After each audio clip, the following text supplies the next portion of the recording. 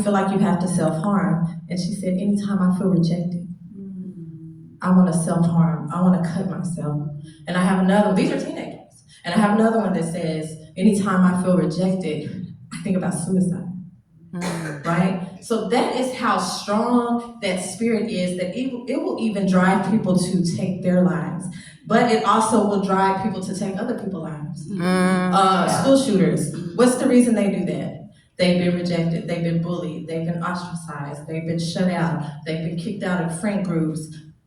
We have people in relationships, the relationships end. What happens? Stalking, killing. It takes too much time. And that spirit, because it's attached to rage and anger, they'll kill everybody. People that's not have anything to do with the situation, they'll kill them, they'll take their life. And then you have people who lose their job. They'll come up to the place and shoot the whole building up, the whole place up. Innocent people dying because one person was rejected. So that spirit is very, very, very, very strong. And so we have to understand rejection and the spirit of rejection from the spiritual standpoint. Because what does it say in Ephesians 6? We wrestle not against what? Flesh and blood, but against rulers and principalities, right? Come on. And so that spirit of rejection, we can't just fight it with, yes, I am going to school to be a counselor, but you can't just come to a counselor. That's not all you can do, right? You have to fight it with spiritual weapons, because Ephesians 6 also talks about putting on the full armor of God, right? So we can't be out here fighting it. That's why we can't talk to our homegirls every time we're offended, and that's it, and we just leave it there and we walk off. We have to take it to God, right? We have to put it on the altar and say, I feel rejected right now. I feel, ostracized. I feel shut out, and I want to react off of that. I want to do things, because guess what else comes out of rejection? Disobedience. Come on, Kendra. Now we're rebelling because we feel rejected. Testimony, me, growing up, rebelling, doing things because I felt like I didn't belong anywhere. I felt like I was rejected. And just, God showed me last year that rejection started for me in the womb. This is a sneaky spirit, right? It starts before you're even born. And so I started to look and research and do things, and I started to read about how, even when I was in school in human development, they talked about you should talk to your child. Even in the womb, they can feel neglected and all those things. And so it started to make sense. And God showed me that in the womb, I'm adopted, for those of you who do not know, in the womb, I was rejected. And that seed was planted. Everything starts with the seed. It starts with the word. So my mother said, I don't want this baby. I don't want this pregnancy. If your mom said at one point, I don't want a baby. I don't want a girl. I'm going to do it a girl. That's rejection, right? You're already rejected that baby. It's already rejected. And so that seed is already planted before they're even born. Now, the mom might come around and say, I love this baby with all my heart. It's the most beautiful thing. But that seed, come on, Kendra, that said, I don't want you because you're a girl. Something you can't control. I don't want you because I'm pregnant. Did you ask to come? Did you ask to be here? So even you, if you have spoken that over your child, I'm not asking you to raise your hand, but if at any point when you were pregnant, you said, what am I going to do with another girl? I don't want this baby. Oh, I'm pregnant again. Repent and ask God to forgive you, and then begin to pray over your children that stronghold of rejection be broken. Yes. Because as someone who is dealing with teenagers in the counseling world, all of them have come for that purpose. When we get down to the root of the issue, it's rejected. Whether it's rejected at school by their friends, rejected at home by their parents. And because you live a life of rebellion, some of us, because we dealt with rejection, we face consequences for living in disobedience, for living a life that is rebellious. And then guess what? That consequence feels like rejection. Even though there's consequences for our actions, we still feel like we're being rejected in some way. We deserve it. We probably deserve the consequence that we're facing. But rejection is just a sneaky spirit, and it manifests itself in our thoughts, and our behaviors. And it's exposed through how we treat people, how we approach relationships, how we conduct ourselves, how we deal with conflict. You know, I grew up not wanting to deal with conflict with people because I didn't want to be rejected, that type of thing. And so people walked all over me. I never spoke up for myself. Never. You can do whatever you want us to do. I'm still gonna try to be your friend because guess what? I want to be accepted because I want to be rejected, right? And so I would even let the most toxic people have access to me because I wanted to be accepted. I did not want to face rejection again. And accepting that rejection, which rejection comes with all kind of lies attached to it, but when you accept it, you learn to live with it. You accept that you are rejected, and you discount everything that God has said about you, because that's what the enemy wants, right? He wants to steal your identity. And Keela was praying for us, and she was praying that our identities would be, strengthened in Christ. And that's exactly what the enemy does through rejection. He strips away your identity. You're nothing. You have no value. No one loves you. No one wants you. You don't belong here. You don't deserve that. I used to feel like I didn't deserve blessings. I get blessed with something and be ashamed. Now I want to tell nobody. I will. And that spirit, I'll be telling. It's crept up on me the other day because I got a new car, and I went to church and I told my pastor on the side I got a new car, and then she told people I got a new car and I was embarrassed. I was like, I'm not gonna tell everybody. I just want to tell you. And God was like, I bless you. Come on. You deserve that blessing. Yes. But rejection makes you feel undeserving. Undeserving of genuine love. My God. So when I went through this healing process, I went through the healing process actually in my marriage. I was not healed when I got married, but a lot of it felt awkward to live in a healthy relationship, to just be in a healthy environment where someone wasn't gonna reject me every time I did something wrong, or they didn't like my attitude, or they didn't like this. My husband's right there, and he stayed, and he loved me through it. He loved me through it, right? But God allowed me to be in a relationship with someone who was able to handle the broken me, but also handle the healed me. Come on now. There's times where people will reject you because you're healing. You're doing better for yourself. She thinks she all that. She thinks she better than us now. She want to be this. She want to be that. If God called you to it, come on, and He blessed you with it, you're deserving of it. Yes, but because amen. you have been rejected by mankind, I don't want to be blessed. I don't deserve this blessing. And that's a lie of the enemy. And he is beating us up with lies, especially us women. Some of us can't even take a compliment because of rejection. When someone says, that's a cute outfit, what do you say? This whole thing. I got it for $7. I be knowing. I like those shoes. I got them from Payless. Well, Payless ain't here or whatever. We try to make excuses and downplay everything. Or you got a promotion at the job, and people say, oh, it must be nice. And now you're a big, don't say anything. You feel like you don't deserve the blessing of a new job, the blessing of a promotion. And then rejection brings out fear. I'm scared to go for something that God is telling me to go for because of rejection. I lived like that my whole entire life, not wanting to create goals for myself, because what if I don't? What if somebody don't let me do it? What if somebody don't support me? Right? My whole life. And I'm gonna put this phone down because I'm gonna abandon my notes because I think I'm good. But let me just go ahead and give, my testimony. So again, I was adopted at a young age by a wonderful family. I mean, we were loved. My dad was a police officer. My mom was a social worker. I have a brother. We lived in nice houses. They cared for us. My father worked to provide for us. Sometimes are you trying to? Oh, okay. My husband said 2 jobs. 4.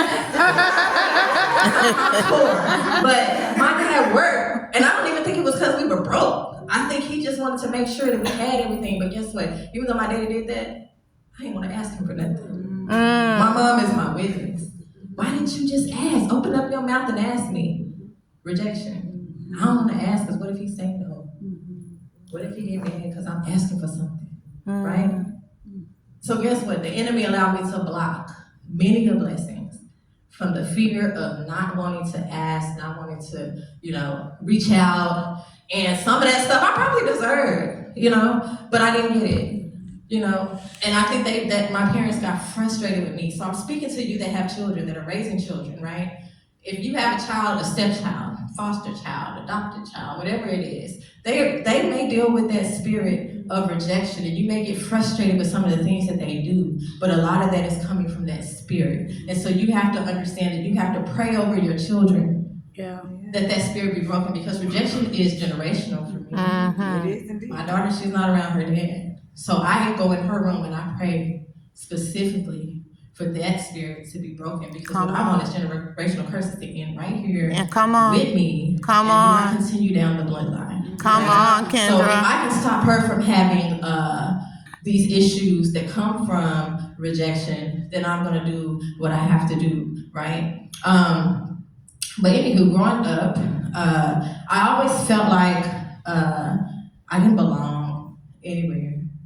I remember watching shows like Oprah, Donahue. I'm old, tell my age. Oprah, Donahue, Geraldo, Sally, all this stuff, right?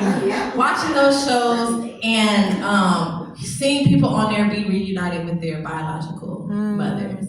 And I would cry and be like, why mama don't look for me? Just as a kid. But now as I'm older, I'm like, she probably didn't need to look for me.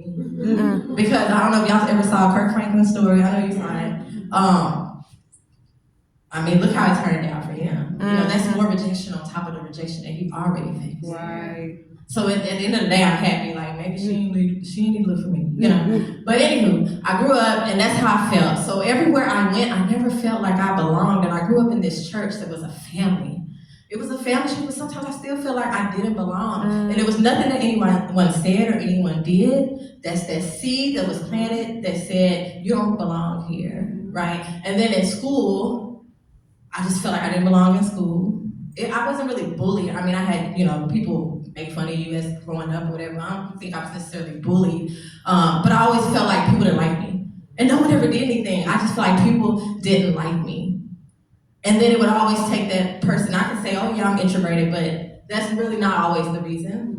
And so I would have people, if they approach me and they try to initiate the friendship, okay, cool, I know, and so I'm okay with it. But I would never go into places and make friends or talk to people. I would sit off on the side because I don't belong here. I don't deserve to be here. Just from that one seed of rejection that was planted before I was born. And then when I grew up in adulthood, I want to be accepted, I want to be loved. I was already loved, but I didn't feel like it. So Mariah Day is a drug dealer. That's the truth. And I knew he was. But somebody loved me. Fake love, toxic love, but somebody loved me. That man did not love me at all, y'all. At all. Look, she's my witness, because she was this is Mariah Godmother. But you don't got a bone to pick with my friends, because none of them ever said leave them alone. But anywho, accepting, and that wasn't the only relationship that I accepted like that, right? And I was a doormat for people, right? I do need my notes.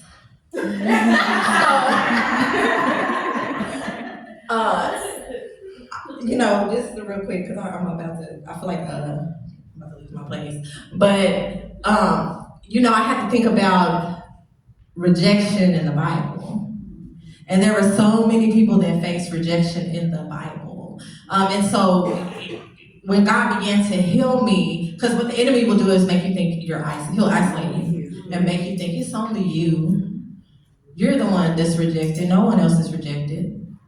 You in your marriage, you won't tell nobody because you're embarrassed that you married and your husband is rejecting you every day. And I'm not just talking about like in the bedroom, but just rejecting you by not attending to your needs, not caring about, your emotional well-being, your mental well-being, not caring to provide for you the way you should be provided for? Are you in a relationship with somebody you really like and he's not giving you what you want, what you need out that relationship, but you continue on with it because this is love for me. I don't want to face that rejection. And I had an issue with not wanting other people to experience that same rejection. So I would stay in a toxic relationship because I don't want to tell that person, I don't want you. I don't want you. I don't want this ain't it. And so that's why it's important to heal, because my husband has been the first person that I have been able to say, I don't like what you did. And it didn't turn into a argument, or he didn't leave, or he didn't, I'm gonna leave, I can come back till tomorrow, or none of that, right? He didn't let me say what I had to say. Amen. He didn't let me say what I had to say. He just let me say what he had to say, and then sometimes he come back, and he, I apologize. For what I did. Amen. But I feel safe and comfortable enough to say, I don't like that, or don't do that no more. Now he might do it again. Not saying, didn't I tell you? I don't like that. But he handled it. It's a healthy way. It's a healthy. We're able to have healthy conversations. But I had to get to a place of healing. Both of us, we have to both be healed to be able to have these we've had some hard conversations about money, just to be honest. I mean, really, that's our main issue. Or what's our main issue with money? Because we've all in it. No, it's fine. But that was our main issue, And we got married in COVID. Was our first year of marriage was COVID. And we were stuck in the house together. 24 hours a day. We were stuck in the house together. And we got to know each other really good. And I was like, do you have to breathe like that? Do you have to chew your food like this? But anyways, during that time, I started going to therapy. And I started to heal. And I was also going through this class about breaking free. And it was talking about breaking chains. And so as I allowed God to heal me and break those chains, I was able to start having tough conversations with my husband. And, just forgive other people who I felt rejected, family members, friends, people in high school. I was still on those stuff people did in high school, and I had to let that go, But I could not allow myself to operate under that spirit of rejection. And these are some people that we might be able to identify with in the Bible. So we have Hagar, who was minding her own business. She wasn't bothering nobody. And Sarai come and say, hey, can you get back for me? Can you be my surrogate? And she like, okay. And then she rejected her in the same paragraph, really, in the Bible. And she wasn't bothering anybody. She was just doing what someone asked her to do. She was trying to help them out. And so there's people in this room who have helped someone. You put yourself out there. You put yourself on the line for them. You put your name on the line. You put your reputation on the line. You put your financial, your finances on the line for that person. You've broken your back for that person. And they rejected you. And sometimes I feel like maybe that's how my parents felt, because I was rebellious and disobedient at times, but they didn't know why. But I'm sure they broke their backs. They did what they had to do to make sure that we had a good life and a happy life. But I rejected her. You put yourself out there and people reject you, and how does that make you feel?